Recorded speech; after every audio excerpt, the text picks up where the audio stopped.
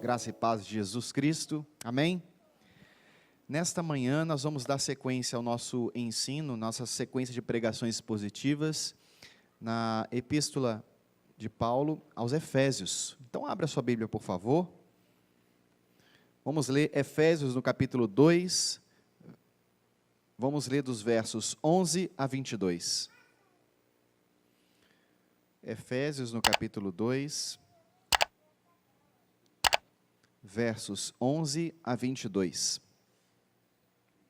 Diz assim a palavra do nosso Deus: Portanto, lembrai-vos de que outrora vós, gentios na carne, chamados em circuncisão por aqueles que se intitulam circuncisos na carne por mãos humanas, naquele tempo estáveis sem Cristo, separados da comunidade de Israel, e estranhos às alianças da promessa, não tendo esperança e sem Deus no mundo.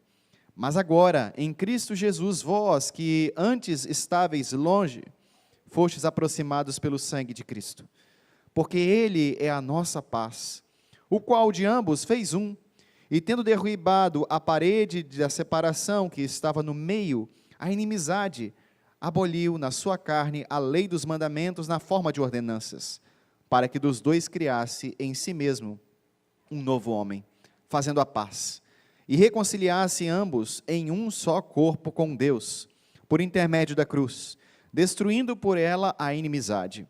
E vindo, evangelizou paz a vós outros que estáveis longe, e paz também aos que estavam perto.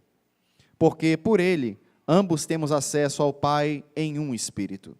Assim, já não sois estrangeiros e peregrinos, mas concidadãos dos santos, e sois da família de Deus, edificados sobre o fundamento dos apóstolos e profetas, sendo Ele mesmo, Cristo Jesus, a pedra angular, no qual todo o edifício, bem ajustado, cresce para santuário dedicado ao Senhor, no qual também vós, juntamente, estáis sendo edificados para a habitação de Deus no Espírito. Feche seus olhos, vamos orar. Bendito Senhor, adorado seja o teu santo nome. Te agradecemos por esta manhã gloriosa, onde nós temos a oportunidade de compartilharmos a palavra do Senhor no meio do teu povo santo. Senhor, para que após nós falarmos e glorificarmos teu nome, para que neste momento o Senhor possa falar ao seu povo, para que o Senhor possa falar aos nossos corações, para que a palavra esteja gravada em nossos corações, para que possamos viver uma vida que te dê glória, uma vida que te glorifique. Bendito seja o Senhor por mais um domingo, onde estamos na tua presença, na presença do povo santo e do Deus Todo-Poderoso. Adorado seja o Senhor, em Cristo Jesus oramos, amém. Meus amados irmãos, hoje em dia há muita confusão no meio evangélico sobre a aplicação da teologia bíblica. E o que é a teologia bíblica? A teologia bíblica é o ramo da teologia que estuda o desenvolvimento da revelação de Deus ao longo de todo o período de existência da humanidade. Verificamos então, por meio da teologia bíblica, as alianças que Deus fez ao longo de toda a história e como tudo isso se conecta com Cristo Jesus, o nosso Redentor.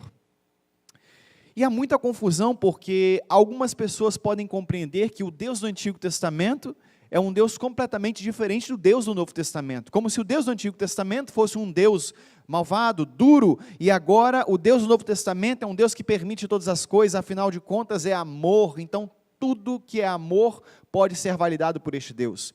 Ou que a salvação no Antigo Testamento era uma salvação baseada em obras, faça, então você seja salvo. E a salvação do Novo Testamento não tem mais nenhuma obra, agora é tudo da graça. No entanto, quando nós observamos o que a palavra de Deus nos afirma, vemos que a salvação no Antigo Testamento não pode ter sido por obras. Ao contrário, a salvação sempre foi pela graça mediante a fé. Porque ninguém pode ser considerado justo diante de Deus por meio das obras. Paulo nos adverte em Romanos, no capítulo 3, verso 20, diz que, visto que ninguém será justificado diante de Deus por meio das obras da lei. em razão de que, pela lei, vem o conhecimento do pecado. Então, pela lei, ninguém pode ser justificado diante do tribunal de Deus. Ninguém será justificado diante de Deus porque fez alguma coisa. Pois pela lei vem o conhecimento do pecado. Isto é, Deus revelou a lei para que o coração do seu povo esteja ensinado aquilo que agrada a Deus e aquilo que não agrada a Deus. O que é pecado e é aquilo que honra a Deus. Então, como diz o texto, pela lei veio o conhecimento do pecado, mas ninguém é salvo porque cumpriu a lei. E Tiago nos explica isso muito bem, porque a salvação não pode ter sido pelo cumprimento da lei ou pelas obras, nunca foi assim. Tiago nos deixa registrado no seu capítulo 2, verso 10, que diz que, pois qualquer que guarda a lei, mas tropeça em um único ponto, ele se faz culpado por tudo aquilo que ele já cumpriu. Isso é muito sério. Ou seja, cumpra toda a lei, mas deixe uma vírgula por fora, você é culpado de tudo. Porque o que Deus requer e exige é a plena perfeição, coisa que ninguém conseguiu cumprir ao longo de toda a história da humanidade. E é exatamente isso, se você tropeçar num só detalhe, numa só vírgula, você se faz culpado de todas as coisas. Agora, se como alegam alguns que a salvação no Antigo Testamento era baseada nas obras da lei, e se alguém errar uma única vírgula, como diz o texto, esta pessoa está culpada de tudo, não teve salvação no Antigo Testamento? Ninguém foi salvo? E a resposta é evidentemente que não é verdade.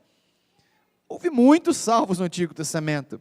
O Novo Testamento explica isso claramente. Ninguém foi salvo pelas obras.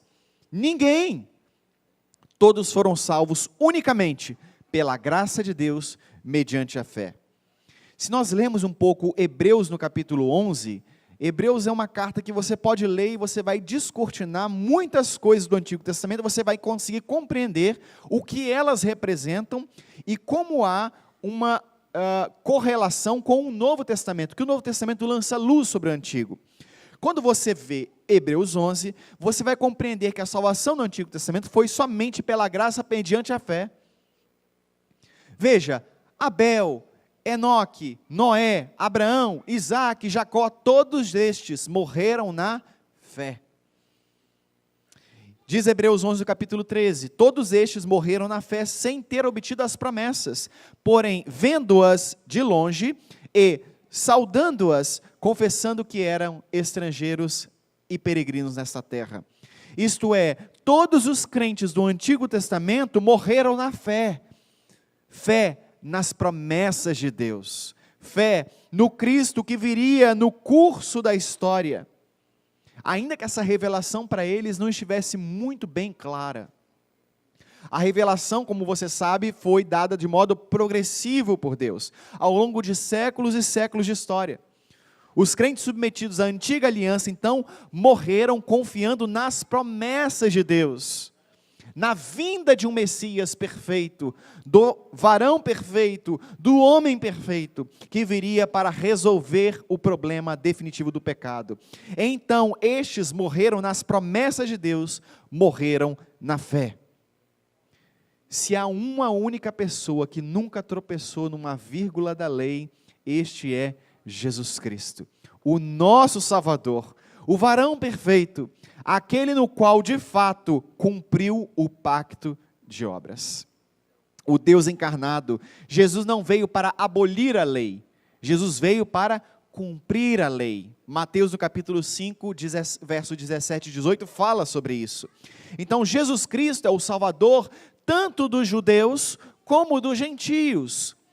Os santos do Antigo Testamento que morreram na fé, eles confiavam na promessa de Deus, que no curso da história viria alguém para resolver o problema do pecado. Então, esta fé do Antigo Testamento, ela reporta-se prospectivamente, isto é, para frente. Eu creio hoje no Antigo Testamento e reporto a minha fé para o futuro, crendo nas promessas de Deus.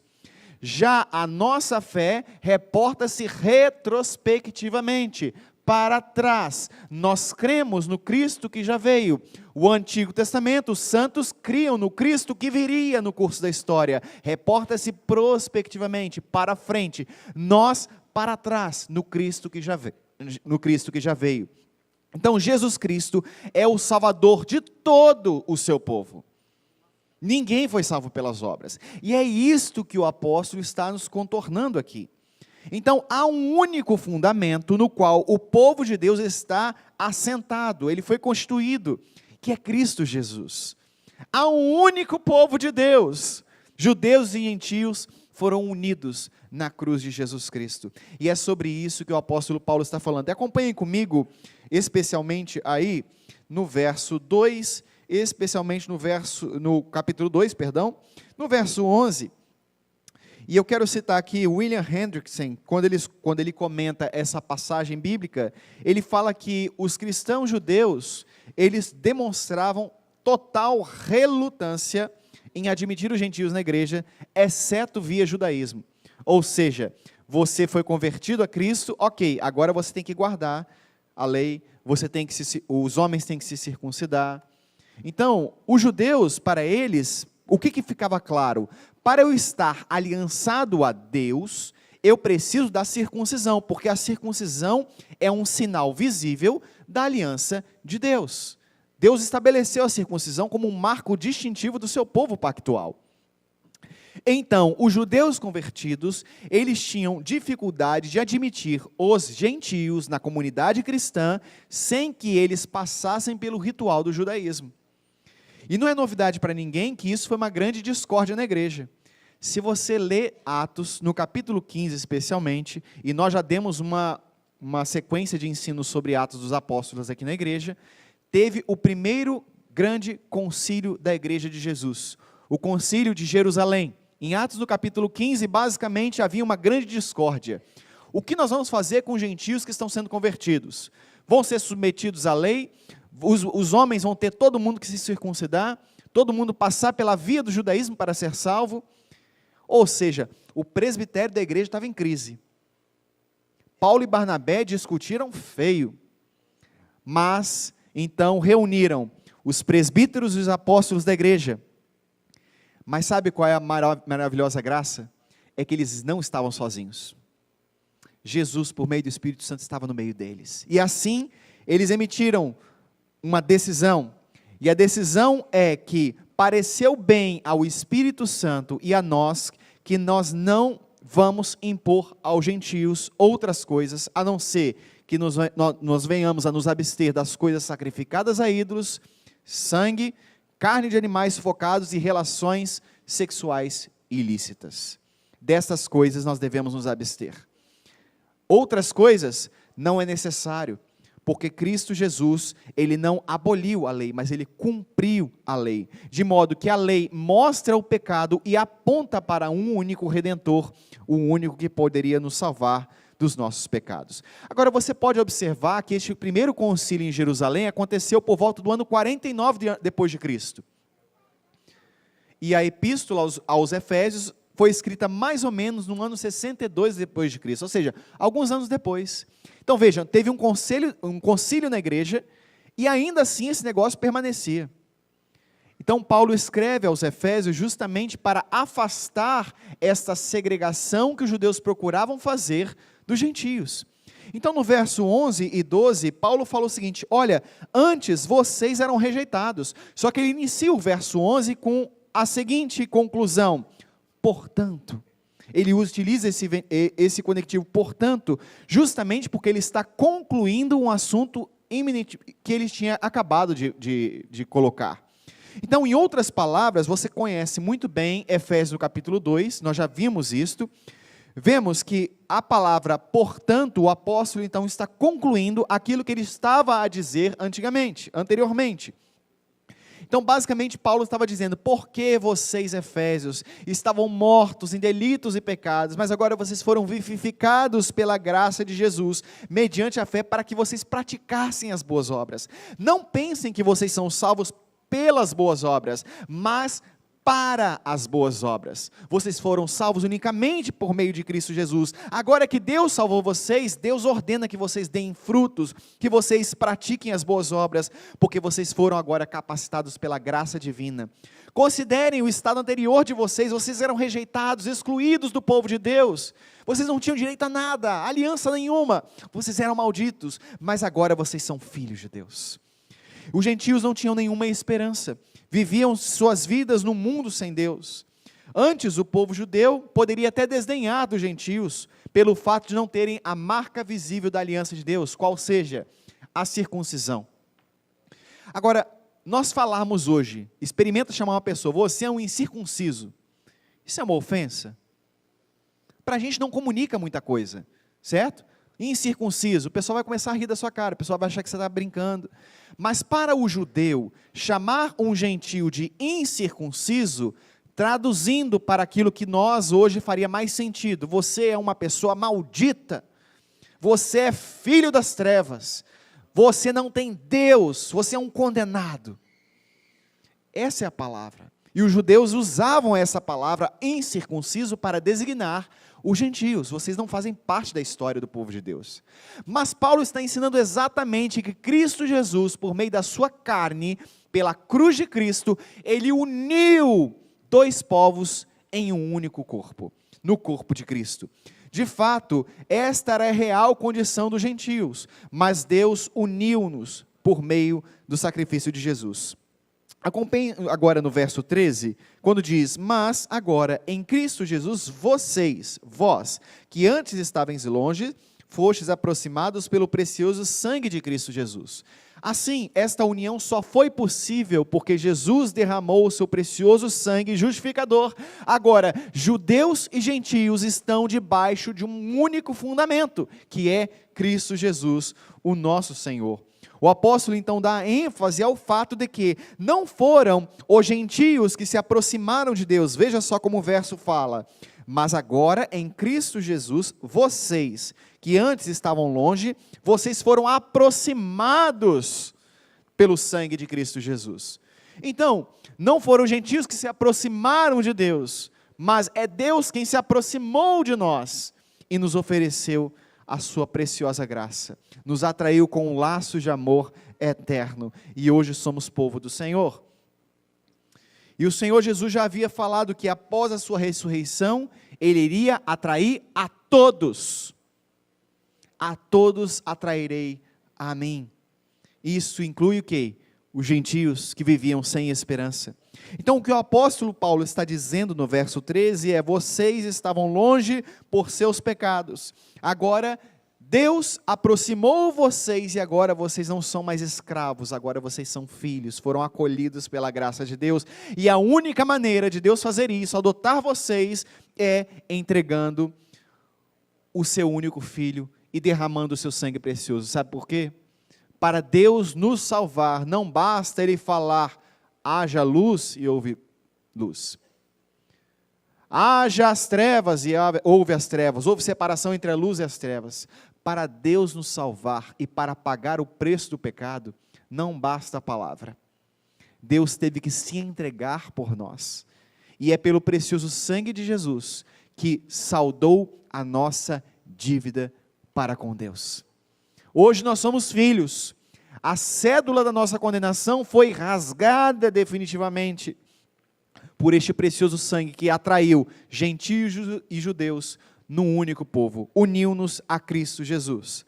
Já nos versos 14, 15 e 16, nós vemos que Deus não tem dois povos, Deus tem apenas um único povo. Infelizmente, impera no Brasil o conhecido dispensacionalismo, que foi conhecido há pouco tempo. Surgiu há pouco tempo, no século XIX. Resumidamente, o dispensacionalismo é uma nova maneira de interpretar as Escrituras. Na verdade, não há um único dispensacionalismo, há muita fragmentação, há muitos tipos de dispensacionalismo. Mas o que eu quero focar com vocês aqui para o propósito desta pregação é que o dispensacionalismo, resumidamente, ele rigorosamente interpreta que Deus tem dois povos. Deus tem Israel e tem a igreja. de modo que a igreja é um plano B para a graça de Deus alcançar. Ou seja, já que Israel não cumpriu, eu vou acionar o meu plano B, eu vou para a igreja. Depois da igreja, eu volto para Israel e volta todo o sacrifício do Antigo Testamento. Resumidamente, então, para estas pessoas que seguem o dispensacionalismo, entendem que Israel e igreja não são um único povo. São dois povos que Deus tem. São dois exércitos com duas bandeiras. Mas isso não é uma verdade. Porque Deus não tem dois povos. E a igreja não é uma espécie de plano B para Deus. A igreja sempre foi o plano A. Israel sempre foi o plano A. Deus não tem contornos. Porque os planos e os desígnios de Deus não podem ser frustrados. O plano de Deus sempre foi iniciar a revelação por meio do seu povo exclusivo, Israel, e nós, enxertados neste povo de Deus. E Jesus é o Salvador dos judeus e dos gentios. Então, meus irmãos, eu quero que vocês compreendam que esta não é uma verdade, dizendo que Deus tem dois povos. Na verdade, Deus fez um único povo. O povo de Israel, eleito antes da fundação do mundo, não todos, mas apenas os crentes, não é porque nasceram na carne como israelitas, é que de fato são israelitas. Paulo deixa isso muito claro, nem todos de Israel são de Israel, mas é pela aliança da promessa, é pela eleição. E nós fomos enxertados nesta oliveira, e agora nós participamos da seiva, nós participamos das promessas, de modo que os patriarcas agora são os nossos patriarcas, de modo que a fé de Abraão também é a nossa fé. Paulo fala em Gálatas que agora todos aqueles que creem em Jesus são filhos de Abraão segundo a fé. Abraão também é o nosso pai. A história do povo de Deus passa a ser a nossa história. Porque no verso 15, vejam, Deus, Jesus, aboliu na sua carne isto. Então veja, a separação que havia entre judeus e gentios não existe mais. Há um único povo, até porque a igreja primitiva foi formada majoritariamente por quem? Por judeus. Judeus convertidos. E assim o evangelho foi pregando a todo mundo, e gentios foram sendo inseridos a todo o instante. Paulo, quando iniciava a pregação nas cidades, ele começava por onde? Pela praça da cidade ou pela sinagoga? Pela sinagoga, meu irmão. Porque ele queria primeiro que o povo judeu entendesse que Jesus Cristo era o prometido. E muitos se convertiam. Então a igreja tem base, na verdade, de judeus convertidos. E os gentios foram sendo inseridos ao longo dessa história. Então Deus não tem dois povos. Deus tem um único povo. A nova aliança é a realidade. Deus não vai interromper com a igreja, sair da nova aliança e vai voltar com o sacrifício do Antigo Testamento. Isso é um absurdo. Isso não tem base bíblica nenhuma. Como se o propósito de Deus fosse para as pessoas matarem o boi e a ovelha e a vaca. Mas todas essas coisas são sombras, e estas sombras apontam para a única revelação verdadeira, que é Cristo Jesus, nosso Senhor. Não há dois sacrifícios. O sangue de bodes, de animais, como diz o autor aos Hebreus, não pode expiar a culpa do povo. Eles eram elementos simbólicos de um único sacrifício que Deus aceita, que é o sacrifício perfeito de Jesus Cristo, o nosso amado Redentor. Agora vejam no verso 17 e 18. Paz foi anunciada não apenas a nós como gentios, mas também ao povo judeu. Agora você pode falar, pastor, mas por que o povo judeu precisa de paz? Para mim, quem precisava de paz é os gentios. Mas vejam que este não é um pensamento verdadeiro, porque a paz foi anunciada não apenas àqueles que estavam longe, nós, gentios, mas também, no verso 17, paz também aos que estavam perto, aos gentios, aos judeus. Então é completamente errado pensar que a vinda de Cristo trouxe apenas paz para os gentios e não para os judeus, porque os gentios estavam de fato excluídos da aliança. Isso é uma verdade. Paulo reforça que a manifestação do Filho em carne foi anunciado como boa nova, tanto para os que estavam longe, nós, como também para os que estavam perto, os judeus. E isso tem uma razão muito clara nas Escrituras.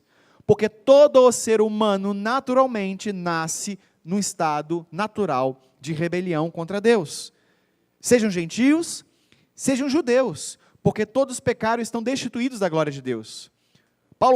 Paulo responde a esse questionamento nosso em Romanos capítulo 3, versos 9 a 12. E ele diz: que se conclui? Temos nós qualquer vantagem? Não, de maneira nenhuma, pois já temos demonstrado que todos, tanto judeus como gregos, aqui gregos, leia-se gentios, pessoas fora da aliança de Deus, estão debaixo do pecado. Verso 10, como está escrito: não há justo, nenhum sequer, não há quem entenda, não há quem busque a Deus, todos se extraviaram e a uma se fizeram inúteis, não há quem faça o bem, não há um sequer. Então, que paz é esta, que os judeus também tanto precisavam? É a paz nacional militar? Nós não estamos em guerra, então estamos em paz. Não é esta paz que o apóstolo está falando. Esta é uma paz teológica, esta é uma paz com Deus. E esta paz é decorrente de o quê? De um livramento do juízo eterno de Deus. Então, tanto judeus como gentios não podem estar livres do juízo de Deus se não for mediante a fé em Cristo Jesus. Como diz a Escritura. Em Romanos, no capítulo 3, como nós já vimos, a vinda de Cristo Jesus, então, trouxe a verdadeira paz. A paz de estarmos juntos, judeus e gentios, todos crentes debaixo de uma mesma justiça. Não se trata de uma justiça que procede das obras da carne, mas somente da justiça que procede da obra da cruz, do Calvário. A justificação que temos diante do tribunal de Deus é a justiça que vem de Cristo Jesus. E como afirmei no início do sermão, Jesus não veio para abolir a lei, porque a lei é boa. A lei mostra aquilo que é bom. Ou seja, não faça isso para você não pecar contra o Senhor. Então Jesus cumpre a lei para nos livrar das amarras das obras, para que assim possamos, pela obra do Espírito Santo, sermos agora capacitados para as boas obras. Não porque as obras nos salvam, mas os salvos praticam as boas obras. Porque é isso que Deus determinou que nós façamos. Então, a salvação numa perspectiva é pelas obras, mas não as nossas, as obras de Jesus. É pela obra de Jesus que cumpriu o pacto de obras, por meio da sua obra perfeita de obediência, é que nós agora possamos pela fé, na justificação, pela fé em Cristo Jesus, estarmos livres diante do tribunal de Deus. Esta é uma perfeita justiça, meus amados irmãos. Esta é a justiça que procede da cruz. E nos versos 19 a 22, nós não somos mais estrangeiros, nós somos agora parte de uma grande família, e Cristo é a base dessa família. Quando você vai observar, veja que o edifício bem ajustado, ele tem por fundamento, o fundamento dos apóstolos e dos profetas. Profetas, Antigo Testamento, e os apóstolos, a correlação do Novo Testamento. Você sabe muito bem que os apóstolos do Novo Testamento, eles correlacionam com a função profética do Antigo Testamento, e junto eles fecham o fundamento do povo de Deus. Mas não apenas de apóstolos e profetas, há um único fundamento debaixo deles, que é a pedra angular deste grandioso edifício, que é o edifício, que é a pedra angular, que é Jesus Cristo. Então veja, o apóstolo Pedro, na primeira epístola de Pedro, no capítulo 2, verso 9, fala: vocês são raça eleita, sacerdócio real, nação santa, povo de propriedade exclusiva de Deus. O que Pedro está falando aqui? Pedro está utilizando até uma linguagem, entre aspas, judaica, mas falando, agora vocês também são raça eleita, vocês são povo de Deus, povo exclusivo de Deus, vocês são sacerdócio real. A igreja então faz parte do grandioso plano redentor de Deus, e Pedro aplica essas marcas distintivas do povo de Deus, agora a nós, como povo do Senhor, a sua igreja. Jesus Cristo é a pedra angular. Então, meus irmãos, para concluir, nós agora estamos unidos ao povo de Deus, pela obra da cruz de Cristo. Jesus, em sua carne, por meio do seu oferecimento voluntário e gratuito na cruz do Calvário, fez de dois povos um único povo, por meio da obra da cruz. Deus não tem dois povos, Deus tem apenas um povo. Nós, gentios, fomos enxertados na oliveira, e agora pertencemos a este Deus de toda graça. As promessas agora são nossas. A nossa história de pecado não faz mais parte de nós, porque Cristo reescreveu a nossa história. É isso que Jesus fez. E como você tem andado, meu irmão? Você tem andado cabisbaixo? As lutas da vida têm espremido você, têm te colocado à prova? De fato, a vida é muito cruel, não é mesmo? Tem muitas coisas boas, mas é muito cruel. Se você olha o noticiário, você fica deprimido. Às vezes, quando eu estou olhando o noticiário, eu já fecho, já faço uma oração para eu não ficar deprimido. Porque é desgraça em cima de desgraça, irmão. Sabe por quê? Porque o pecado está aí. O pecado é a resposta para as maiores desavenças e coisas terríveis que vemos neste mundo. Mas você tem andado cabisbaixo por causa disso? Você está preocupado? Ou você está orando? Quando você não deposita diante de Deus toda a sua preocupação, você fica aflito. O nosso país está assim, tarifa de lá, tarifa de cá, os nossos empregos, como é que vai ser? Vamos orar, porque Deus não perdeu o controle de absolutamente nada. Se você não ora, você coloca todo esse peso debaixo de você. Você fica corcunda. Quando você entende que você é filho e você foi chamado para oração, você pega esse peso e coloca: Deus Todo-Poderoso, age no nome de Jesus nessa situação. O peso nas suas costas está alto. A pergunta que você deve fazer: será que eu estou orando com tanta frequência que eu preciso orar? Ou eu só oro pelos alimentos?